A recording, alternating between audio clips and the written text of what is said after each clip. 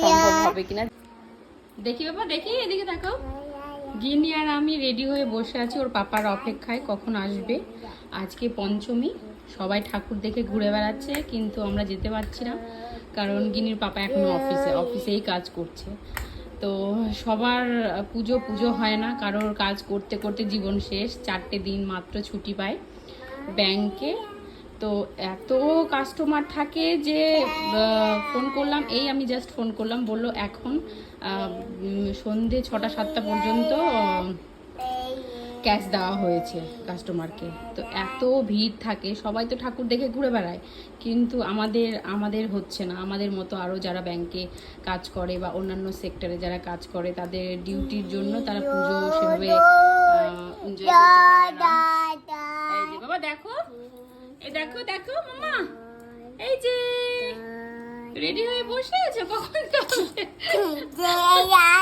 যাওয়া হবে কিনা ঠিক নেই। খেলো তুমি, হ্যাঁ এইভাবেই খেলো। বলো পাপা, বলো পাপা, বলো পাপা মিস ইউ। কখন আসবে তুমি বলো তো? আমরা রেডি হয়ে বসে আছি, এভাবেই থাকবো। মনে হয় যাওয়া হবে কিনা ঠিক নেই। এখন 8টা 8:30 বাজতে চলবে, এখনো ঘরে ঢোকেনি। আমরা রেডি হয়ে বসে আছি। আমাদের বলেছিল যে তোরা রেডি হয়ে থাক, আমি সময় পেলে তাড়াতাড়ি চলে আসবো, কিন্তু সেটা আর হলো না। আর কালকে তো আমরা চলে যাচ্ছি দেশের বাড়ি মালদাতে। কালকে মালদা চলে যাব। তো ভাবছিলাম আজকে এখানে পাড়ার পুজোগুলো কয়েকটা দেখে নিই, তো সেটা হবে কিনা, সম্ভব হবে কিনা জানি না। গান ধরেছে, গান ধরেছে।